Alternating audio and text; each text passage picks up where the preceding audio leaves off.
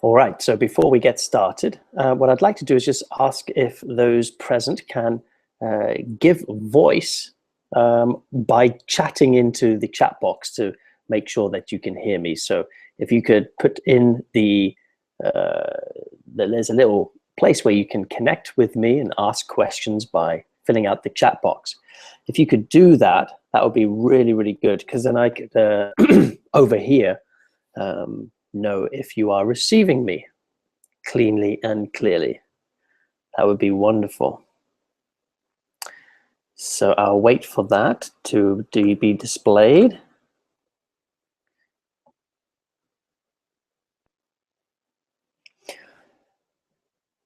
Excellent. Wonderful. Wonderful, wonderful, wonderful.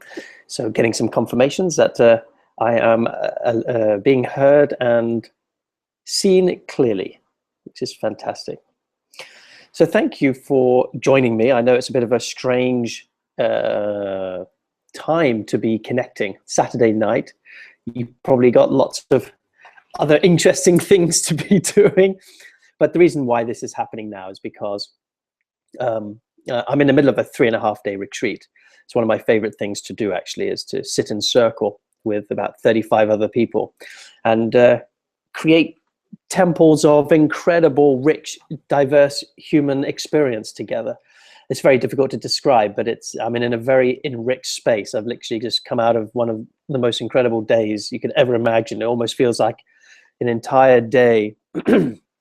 What we can experience in a lifetime can almost be compressed into an entire day here in one of these experiences. So that's where I'm at. That's why this evening is the evening, because I'm in events all the way until the end of October, actually. It's a pretty hectic schedule, but I love it. It's a wonderful profession and wonderful opportunity and privilege to be able to share my gift to the world through heart intelligence.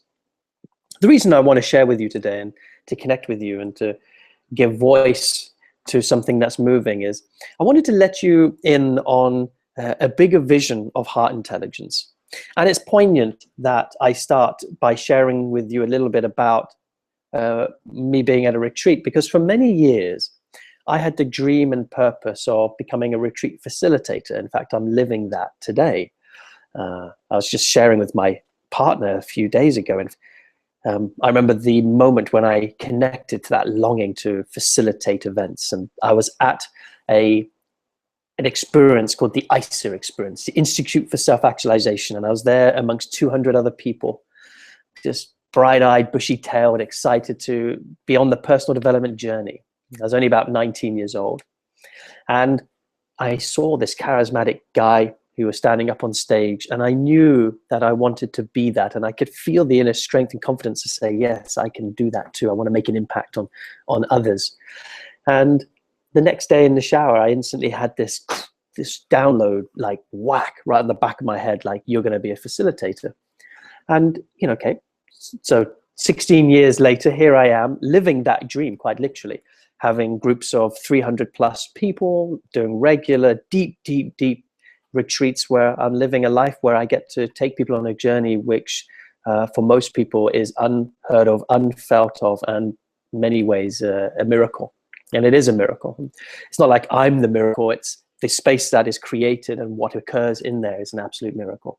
But then I started to wonder, over these years, surely the vision doesn't really end with me doing my own work, doing my own retreats. And, because for a long time I thought, well, if only I could just have these retreats, I could be busy all year, full time, that would be my dream come true. Well, I'm doing that, and I feel like, no, there's something missing, something more, there's a deeper connection to it. And then in 2011, it came to me that it was important to create what we call our academy. Our academy is this school of heart IQ in terms of for adults learning the profession of coaching and facilitating to better the knowledge and to grow it and to expand it and share it around the world. And that's the vision of the academy, was to take the weight off my shoulders and say, well, this is a gift to humanity. It needs to go on beyond me. What happens if I pass on and die? Because this is an original work. It's not something that I got taught, and therefore if I pass on, somebody else could then share it. There's nobody else on the planet that I'm aware of that actually does anything like it. It's not I've never encountered it, and I've looked for a very long time. And so it became very much an important thing to have a legacy and a feeling like there was a lineage which can be passed on. And for many years, it was interesting. People around me, close to me, said, "You will never be able to teach this. There's something unique about you that allows you to be able to pull this off." And I was really, really antagonistic to that viewpoint. I felt very resistant to it. I needed to believe that it could be passed on. Where I am today, what I realized, the reality of it, my truth of it is this. This work can be passed on in measure. Nobody's ever going to be what I am and who I am and how I do it. And also, I can never be you or how our facilitators and coaches do it. So I do believe there is, when you watch these reality TV shows like The X Factor or something like that, The X Factor, there is a certain quality that is needed to really excel and do this in a really great way.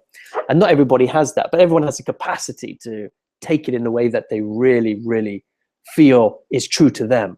So as long as somebody doesn't try to be me, I have found that it was in fact able to transfer the knowledge. And what was needed was a team of other people who could actually decode everything that I did and translate it into a system, a framework, a structure, a way for other people to follow and go, that's what oh, I see. Because everything was done organically. It was done through a heart intelligence that was natural, which had no real reason, theory, philosophy behind it. And then, so I had to retro build the academy. It's taken 3 years to do. So now I'm in this place of, okay, I'm running retreats all year long. That feels really good. I've created this academy, and now it's matured to the point where we can take people through it, where they have an incredible education in personal and professional development, all the way up to large group facilitating retreats. We're even created now a relationship academy for people to learn couples coaching. So it's really maturing. It's still got some work to go there, but I'm reaching that point where I'm like, is this it? Is this where my soul, this where my heart, this where my passion is taking me? Have I arrived? And I constantly ask that question. I think that's a really important question to ask continuously, is have I arrived? I remember when I was a chiropractor, when I was quite young as well, when I was about 22, 23 years old.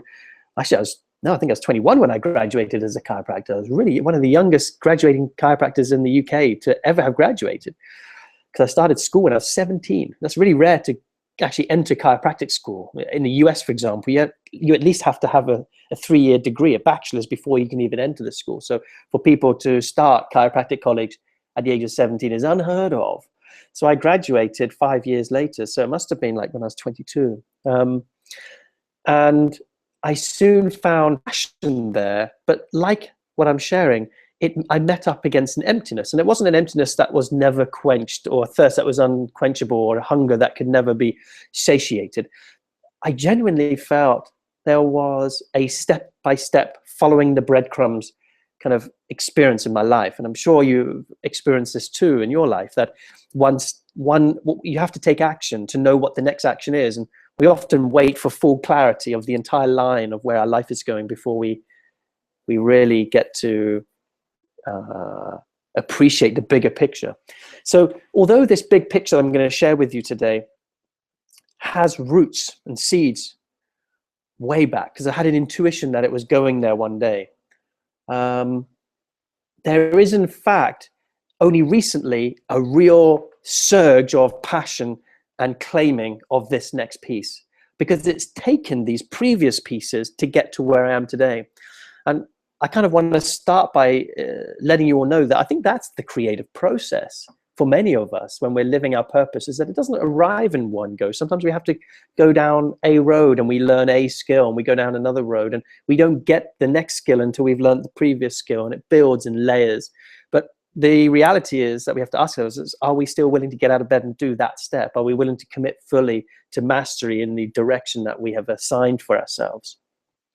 And that's something that's come actually quite naturally to me. That's why I've been in this free video series I've been sharing recently around leadership and freedom. I've been talking about my journey of where that soul juice, where my trauma combined to create purpose, and how we don't find it, we claim it.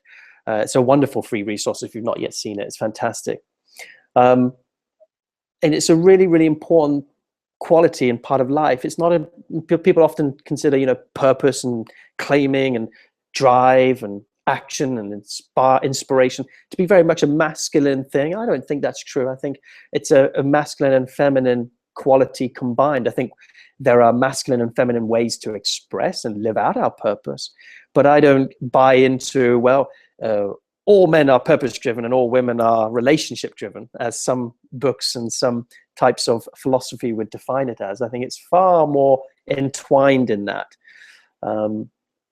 So in today's call, first of all, I just want to say thank you. I know some of you arrived a little bit later, so I appreciate you coming. I know it's Saturday night, or for some of you, maybe Saturday afternoon, depending where you are in the world. And I really appreciate you taking the time to connect. I feel it's wonderful to reconnect with the community, especially around something that's so juicy as this. I'm going to share with you the bigger vision of Heart Intelligence, of where the organization Heart IQ is in terms of where the community is moving. What do I have in mind in terms of what do I think can help create a better world? And as arrogant as this may sound, how can Heart Intelligence save the world? Not just your world or a couple of individuals here and there, but I'm talking about completely re-scoping, redefining how reality plays out. And the vision, some people, when they hear big visions, they go, wow, you're just in fantasy land. And I want to actually communicate in a way today to inspire you to see that we can do this. And hear the word we, it's not I can do this, we can do this. And I want to share with you how realistic that actually is. And I also want to talk to you about the steps that you can take to come on board if you feel resonant with this vision and want to actually be part of bringing this out into the world.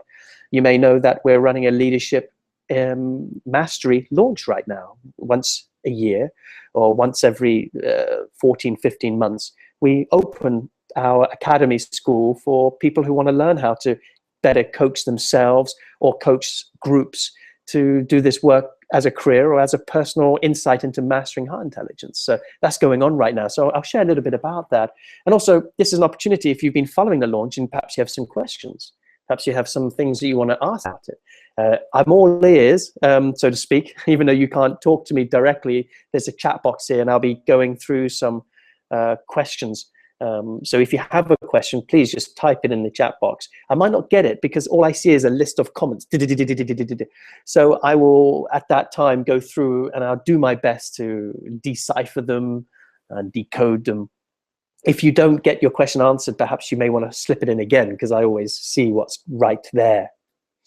So we'll take a few questions, and it doesn't have to be related just to the Leadership Mastery Program. It could be about the vision. It could be about your vision, your purpose. So I'm really here to serve you over this next hour, to give you my attention, to give you my heart's truth in whatever way that serves. So let me share with you this bigger vision. It starts with a bit of a story. I'm not really into stories, as anybody who's been in circle with me will know, like in terms of I love storytelling as a means to convey truth, but I'm not a big fan of people just being in their story from the sake of just telling stories. So as this actually has a function, it has, what do you call it? It's going somewhere. It adds value. Now, when I was a young man, that sounds crazy, isn't it, when I say that? Because I don't really appear that old at this moment. I feel like an old man sometimes, but when I was a kid and I went to school, I don't know how many of you relate to this, but I absolutely hated my experience at school. In fact, I felt kind of rebellious because I didn't feel the education system really met me. And by meeting me, I thought, I didn't know this at the time. All I knew was I didn't fit this academic model of brilliance that my biological brother, for example, had. He had straight A's. He went through to university, did a degree in astrophysics and space science, then worked for the European Space Agency, got bored, can you believe it? then decided to move to Hong Kong and become an investment banker doing mergers and acquisitions for billion-dollar companies. Now, that's my brother, right? So I'm in his academic shadow because that's pretty hard to match, being a rocket scientist and then becoming like some high-up banker. You can imagine the interesting conversations we have being in such polarized fields and careers. It's quite fascinating. But my school experience was very traumatizing. And it's not to say that it was like, oh my God, I was beaten up or bullied.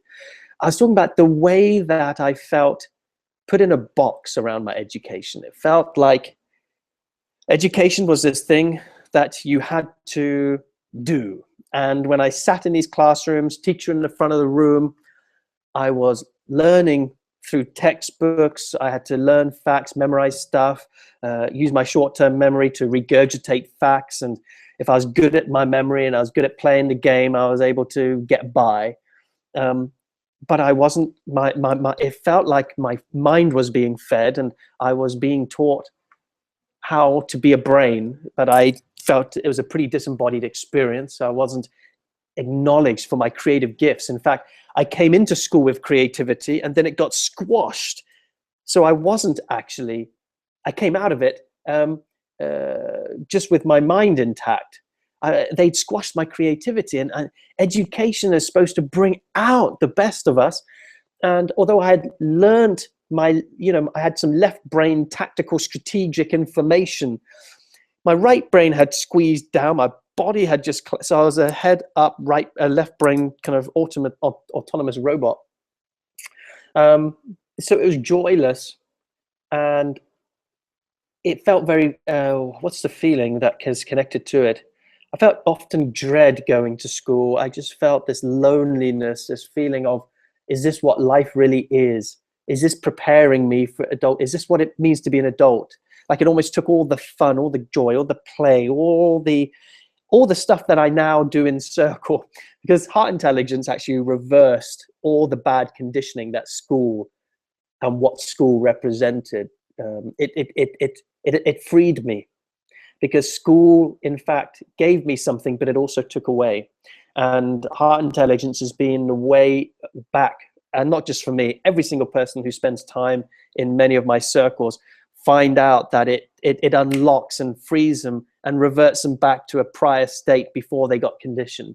Doesn't mean they go back to a childlike state where they don't have the brains now. They have both the intellect and the embodied heart together, and that's why heart intelligence thrives. Anybody who does it gets pretty much instantly addicted to it, and addicted not in a bad way, but in the sense that when you've tasted Narnia, when you've tasted a place of such utter and complete love, acceptance and compassion and freedom and play and liberation, not only do you want to experience that and build community and love each other in your relationships from that place, but soon you start to connect to this longing to contribute back to humanity, when you realize that it's one thing to just take it all in for yourself, but soon the heart says that's not enough. There's an emptiness that gets born out of that after a while, and soon we feel this need to contribute. We feel this need to give back. We feel this need to offer our gifts to the world, to let others in on what we have so preciously received. And hence what's going on now with Heart IQ, with our academies and stuff. So the first thing I wanted to share was my school experience brought me into a place of something that I wanted to forget. I wanted to shut away. I felt like it was kind of a waste of time in many respects. And this whole thing about being graded, being assessed and compared, and having the IQ, the intellectual intelligence, being the only measure of my performance. It really contributes to that part of us that feels unworthy. I really do believe that it's not just our parental upbringing, but our schooling is very much a big part of the conditioning. Another part of my interesting childhood conditioning was religion. Now, I'm not a religious guy. I was brought up by parents who were open enough to understand that it was important for it to be my choice. So even though we were brought up in a place where there was religion present, being in the southwest of England, our village had churches. I would go on Sunday to, I'd go to church on Sunday, and they would send me to Sunday school. So it was not just now an educational school. On Sundays, I'd go to Sunday school where we would read the Bible and study it. And I used to be a nightmare for these priests because I would ask the questions that could never be answered. And I often left very unsatisfied, and often the same feeling of heavy disconnection. I'd go to church, and I'm not saying all churches are like this. I'm just saying the churches that I went to in England, we would sit through boring, monotonous recital where everyone seemed to be flat and useless, standing in aisles, talking to this guy up on a podium, and he was trying to, he didn't say it, but what the transmission was, I am your way to God. You can find God through me. I am the spokesperson for the divine. And this is the house of God. And I'm thinking, if that's the house of God, this God is freaking boring and flat, juiceless, disembodied, and masculine.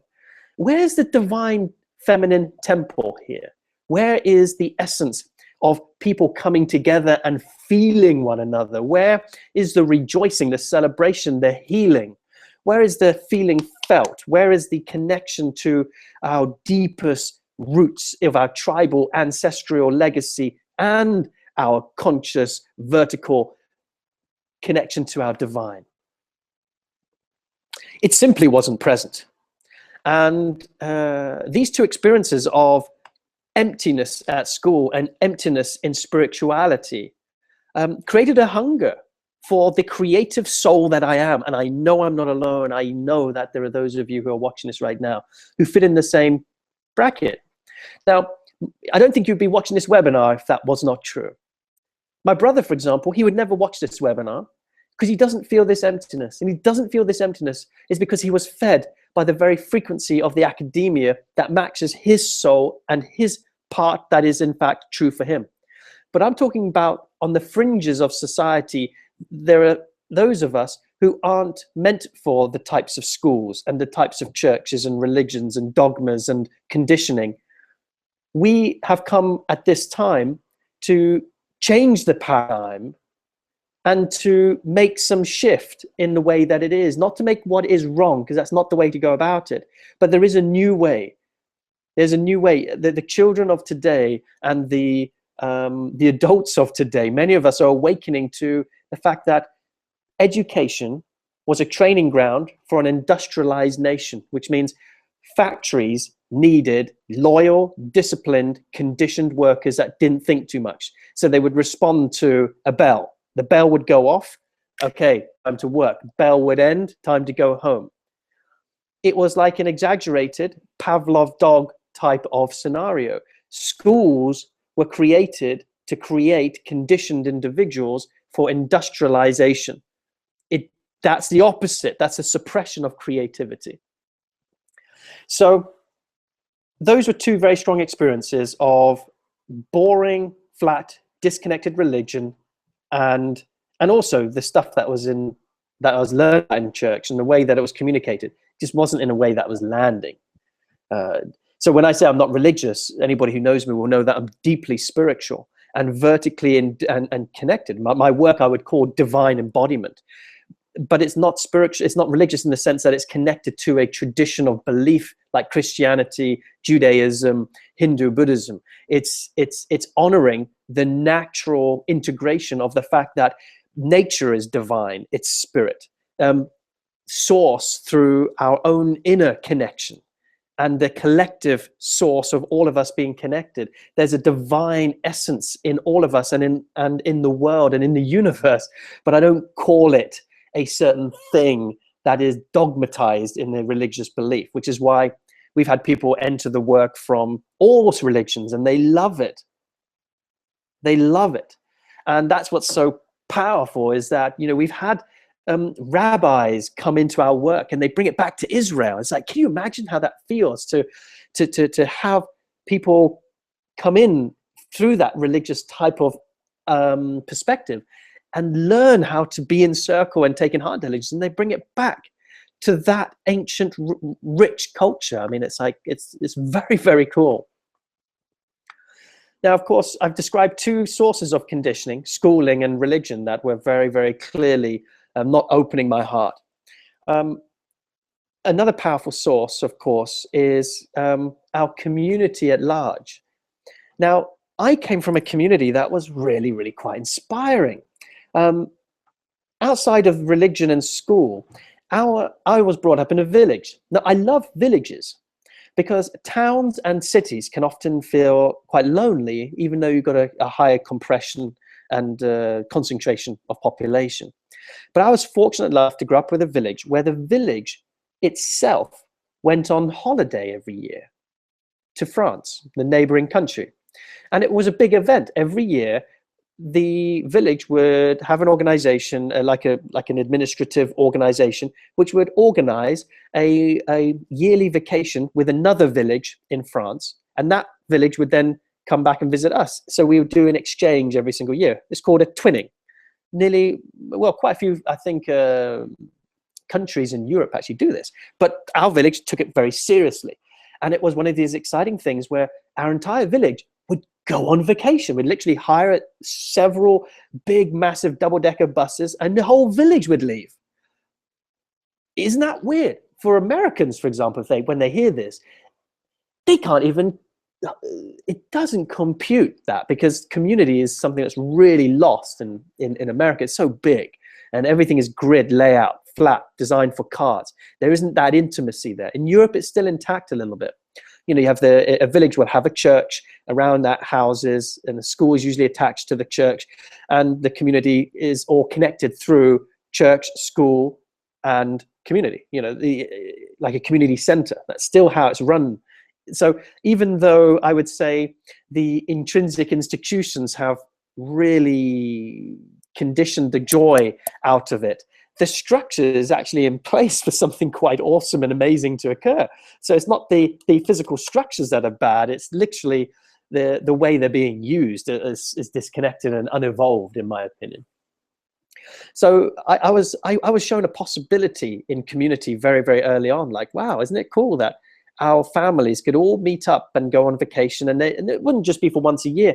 This organization in the village would hang out, and we would do things like the whole village would have barbecues over the weekends. We would play games. I remember my dad was building like these mini go-karts, and they would close off the streets, and the whole village would race each other with homemade go-karts. It doesn't happen that much anymore. I don't read about stuff like that, but I was fortunate enough to grow up. I find that really, really rich and amazing. So I think the amount of community we experienced when we were young also determines a lot of what we bring to our life and how lonely we actually feel, how isolated we are. The fourth experience that I had was very much, it's parental, isn't it? We get to notice how do our parents relate to each other, because that's what creates a safety for the child. So my sense of safety in the world was not just to the degree that my parents loved me, but how they loved each other. And the stability of a couple is what creates the family dynamic of health in a family. So the intimacy is so important for couples to have in order for the child to grow up feeling nurtured, nourished, taken care of, felt, got, and safe enough to open their own hearts into the world and to let their own gifts and creativity come out. Now, my personal experience was wonderful parents, what lovely intention, beautifully giving, and loving in the capacity and the way they knew how.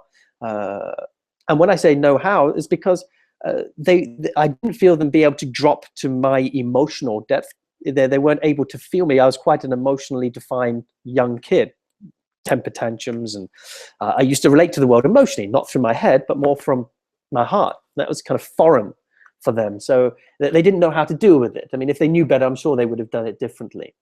But the intimacy between them was a bit flat. It was like being around an emotional desert. So it's like when I walk into the space, it's not like they're fighting, because sometimes we can feel like our parents can really fight and make it feels like we have to protect ourselves. But equally, there's a trauma or a wounding when we're not intruded. There's just an absence of something. And there was an absence of feeling felt. So there was this constant feeling like a ghost a little bit. Not in the sense that I wasn't seen. It wasn't that. It was felt like I didn't get a model of what it looked like for two people to really be in love consistently. I didn't know what it looked like. It looked like just two friends cohabiting, waving at each other from two ends of a boxing ring, but not really engaging, dancing, moving, connecting, loving. And so I had to learn intimacy. It wasn't shown to me. I actually had to learn it as an adult. And again, heart intelligence was my saving grace for building community, finding my spirituality, finding an education that unlocked my creativity, and discovering intimacy. Those are 4 critical components right there that I've just mentioned that every single human being needs to be nurtured in order for them to be changed. And I haven't noticed this. I didn't see all these dots forming until quite recently. I've felt passion in each of them. I've loved coaching couples. I've loved coaching groups, group dynamics, and building community and training people in their intimacy together, conflict resolution, couples work. And I've also loved to educate, to unlock people's emotional, energetic ranges so they're now free from their conditioning and they can go for what they want. All these components have been in place in my work. But something really interesting has happened recently where when I'm in retreat, I'm asking myself, not, is this it in terms of the quality of what I'm witnessing? What I'm witnessing is mind-blowing. It's heart expanding. It's more miraculous than I can ever explain, which is why I asked the question. Only 35, we have a maximum full-out retreat right now. There's like 30, I think there's 38 people in the room. 35 people we allow in plus 3 staff, facilitators, me, Stephanie, and Summer. And what happens here is I ask myself, here are 38 of the most privileged souls in the planet, really. I mean, they're getting to experience a lifetime of depth and richness that few people will ever experience in their life. And I'm thinking, that's not okay. It's indulgent after a while to think that my gift can only be given to the privileged few. And I would never want to stop doing things like this because it's my playground to explore my gift, my skills, and how deep and how far and how outreaching this work can actually go. But it's not enough anymore. And so my bigger vision, what I want to do is to, I'll talk about this in steps. The first thing that I'd love to do is create an actual Heart IQ school, a heart intelligence school for kids from the moment when they can start to be cognizant of the world around them all the way through to adolescence and getting ready to transition through a rite of passage into adulthood. And to actually train kids in circle and to make heart intelligence the most natural way of being in the world, where they operate and learn in an amplified field, where the amplified field is so rich, so safe, that they find their gifts. They find stuff that parents wouldn't even believe their children had. Almost to the point where I could say, you know, if we use the superhero analogy, Superman, the XMen, for example, if you've watched the film XMen, there's a whole, it's about these human beings, but then there's this new evolved group coming through, but they're classified as mutants because they all have these weird gifts that the normal humans don't understand. And because these new emerging mutants don't understand their own power yet, a school was created to help harness and manage it. And these people, these few mutants, when they went to the right school to get educated, they became superheroes, X-Men, people who went to change the world and brought good. So the story really is one that resonates with me. And I want to create a school, not a school, a system of education that can spread like wildfire around the world. Now, there are many forms of alternative education out there, like the Waldorf schools, Steiner schools, and they all have their place. And I'm not talking about just changing that up and adding a few practices of heart intelligence. I'm talking about from the ground up, bringing in some of the leading experts in current educational models, but starting with the framework, the blueprint of heart intelligence at its absolute core, where kids can, in the amplified field, amplify and become self-aware and become so heart intelligent from the get-go that it's a natural state of being, because our kids are our future. Our children are the ones that are going to take it forward. But here's the thing, school has often been separate to family, and that cannot happen. So part of the vision of creating a heart intelligent school is to create heart intelligent couples and heart intelligent family dynamics, and to make sure that the family is connected to the school, and that the transition between a child going into a heart intelligent school environment is seamless as they move towards a family environment that is completely in sync with it. So the parents need to be as proficient in circle, as proficient in heart intelligence as the very people in the school. So there is a intertwining tapestry of school and family, where people don't leave the family and go, oh my God, I'm so glad I'm leaving this awful environment where my parents don't have a clue how to feel me, and now they're in that felt environment at school, or vice versa, where the family is open and loving, which a lot of high intelligent families exist today because they've done the work, but now they don't have a school to send their kids which nourish them. So they have all this gorgeous, amazing, connected family time, and then the kid goes to a school where they're still doing SATs or GCSEs and the same old traditional crap that doesn't do anything to explode the potential of our kids.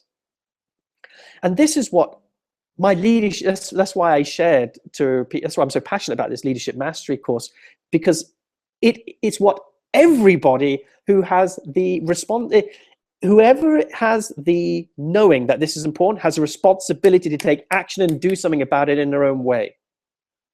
That's why I said everybody needs to do this, because you either want to work with young children, teenagers, older kids, or adults, couples, or groups. It doesn't really matter where your angle is. These skills are essential because the bigger picture is that they're all going to be needed. And so it was interesting, you know, we've been looking, our company's been looking to buy a retreat center. It's been something in the community that's been really wanted. It's like, Christian, when are you going to invest in a retreat center so we can come to these events and it could be yours? We were looking, we were feeling, we were connecting into that vision. Something then made me realize, like, but that's not it. Okay, great. Now we can do some events. People can come in and out, in and out, in and out. That's not my vision. My vision is to build community by having a new form of education that is for kids and for adults. So we have two forms of education.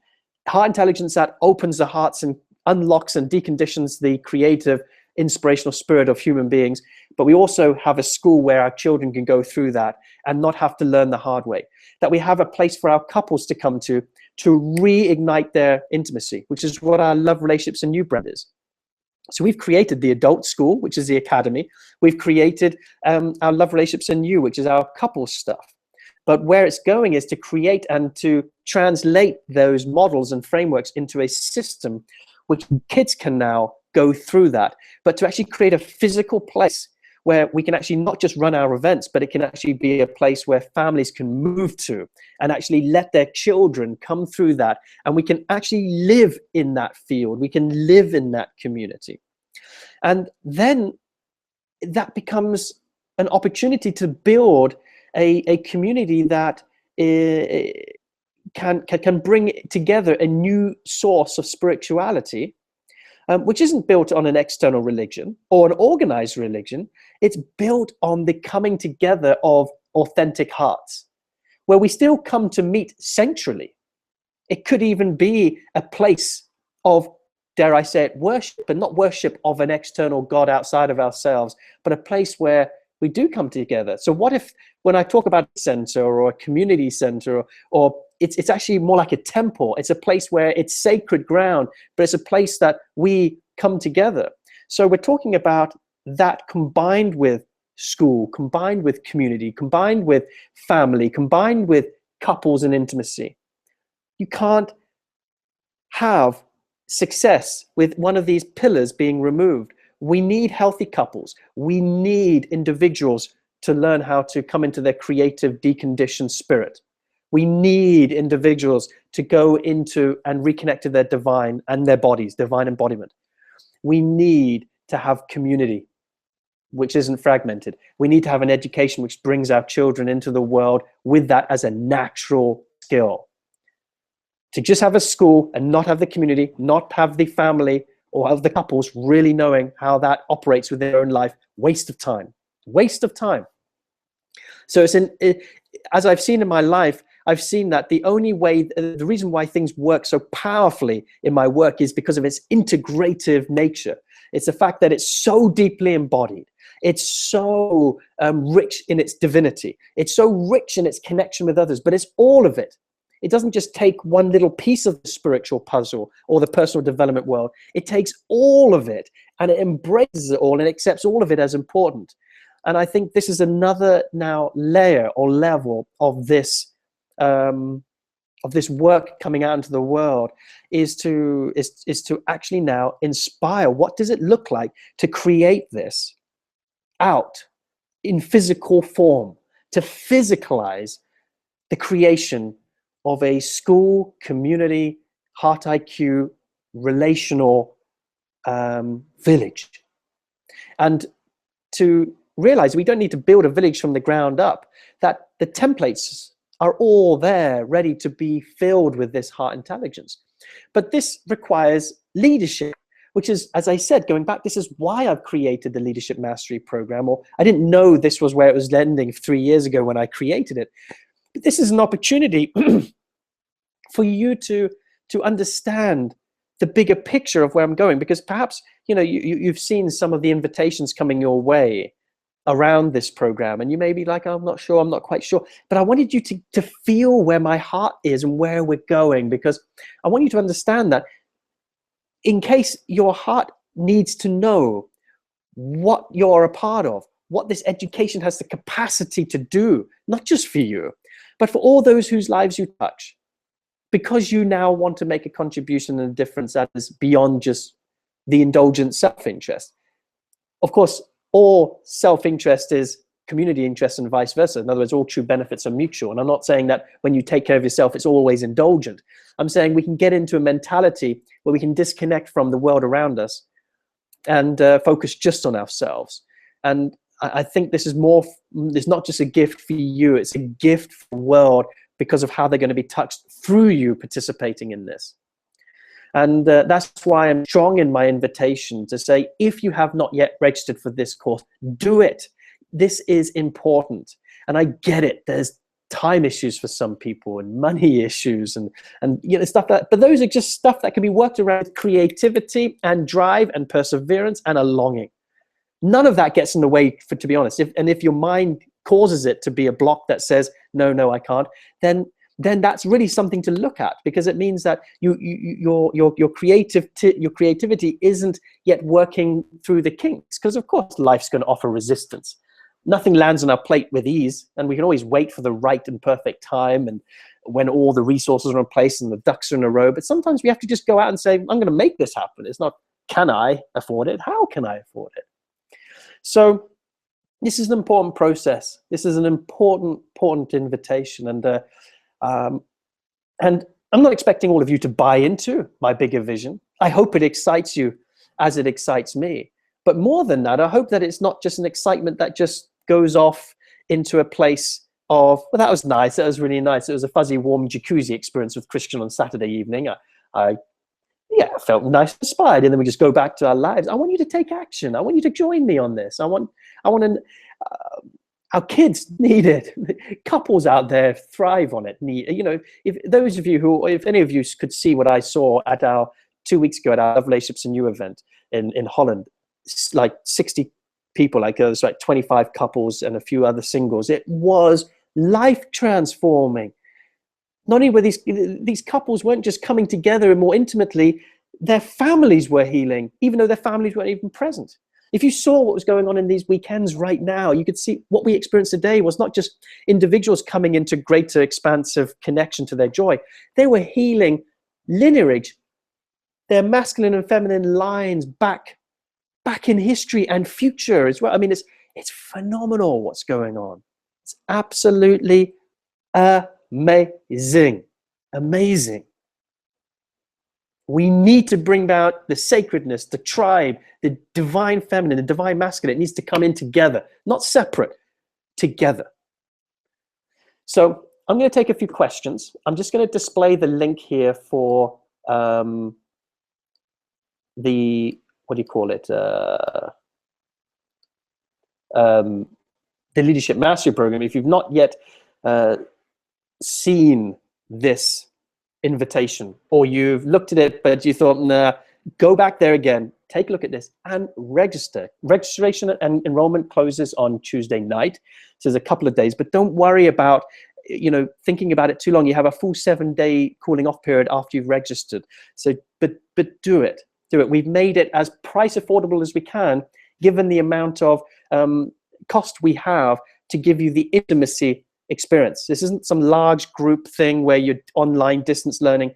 You're with a trained facilitator with 4 other people in a group for 14 weeks, every single week, being in that intimate, heart intelligent, sacred space, learning the skills of navigating your own resistance, coaching others, holding space, taking space. And then you come together for a full live event for 7 days with me, Steph, and all these facilitators together, still with a small ratio of 1-to-5 with a teacher. And it's the most incredible awakening experience you'll ever have. You'll learn a shitload of stuff, but you'll also have an incredible professional education, which you can take out into the world. And if you're wanting to be a Heart IQ coach, we will supply all the resources that you need to make that successful and help you find your way in your own unique expression of that works great for you. But don't hold back on this. This is an important opportunity. And I know the live event is in Holland, and some people go, well, I can't travel that far. Please don't use that as an excuse. Things that are worth having sometimes have an effort to go to take that. And I get it. It would be easier if there was an event in Australia, an event in America, but that's not where I can go. There's a certain amount of energy that I have, and there's also our best teachers right now are in Europe. And if you want to do this, you have to come to where it's at. Later, when you have mastered this, you can bring it to wherever you are. But first of all, you are the first line. It has to be you. You have to come to get it. It's over here. The keys to the kingdom are here. It's now your invitation, your opportunity to seize that and to come and do that. But don't use a travel thing as well. I don't have a passport. I can't travel. I don't like flying. If your purpose is big enough, if your heart calls for it enough, none of that matters, really. And it can't be a reason. Don't let your mind get in the way of a life-changing, incredible, most pivotal moment of your life, potentially. It's huge. It's huge. I wish the entire world could do this. But we have only space for 100 people, and nearly half of our seats have already gone. So this is the time to do it. This is the time to do it. Let me just check out what we've got. Okay,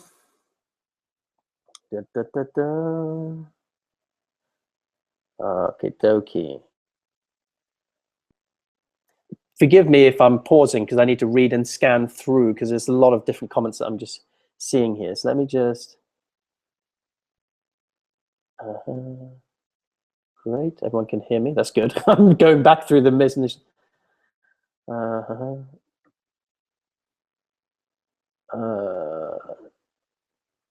Great. Beautiful comments, guys. That I'm just reading you responding to what I was sharing about with schools. Okay, Lynette says, I do feel strongly that this leadership training is for me. At the same time, I feel depressed and don't have belief in the possibility of my own success.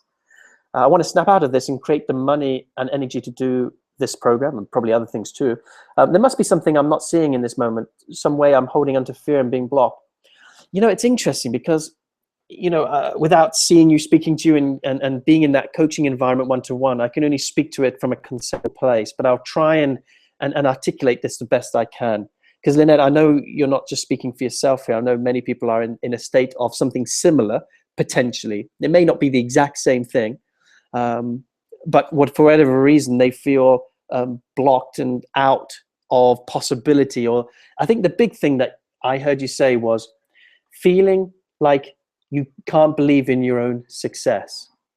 I can't do this. I'll never be able to do this. With all that's happened, or with whatever is, there's a conditioning that goes into place around that. I know that if you hold that to be true, I know you'll end up being right about it. And I get that you know that. So there's this part that's inside all of us that doubts. And I want to let you know that I have that too. No question about it.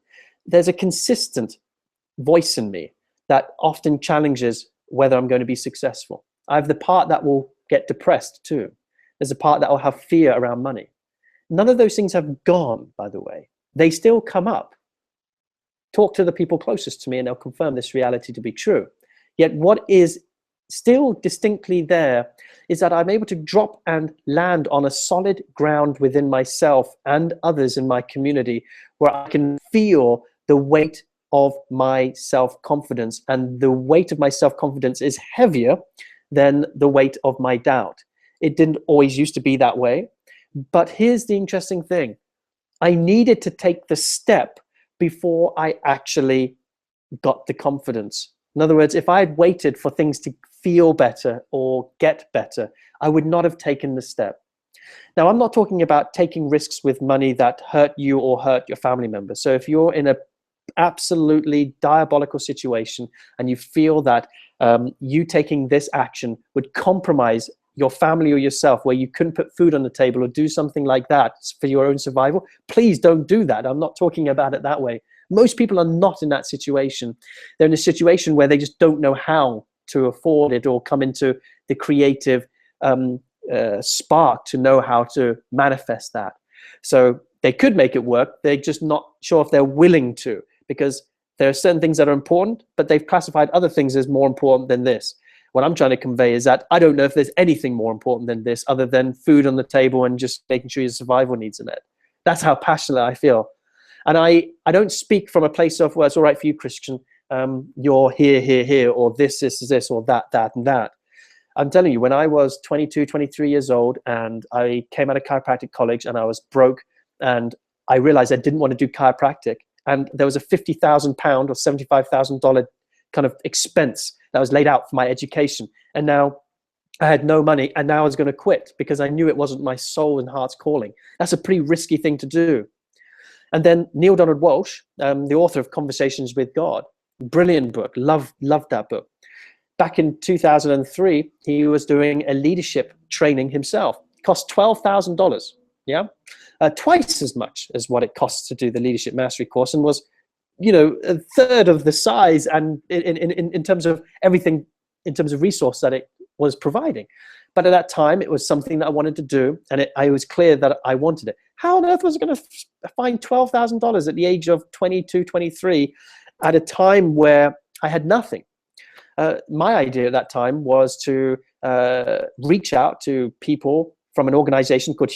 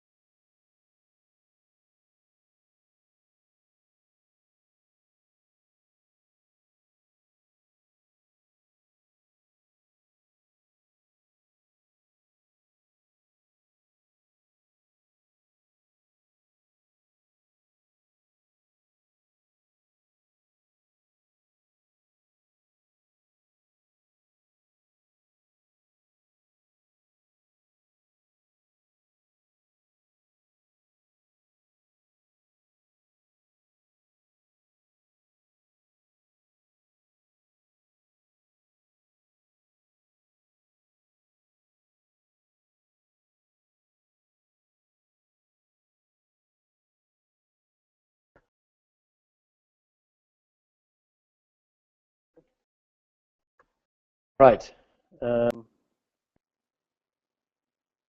Hang on a moment.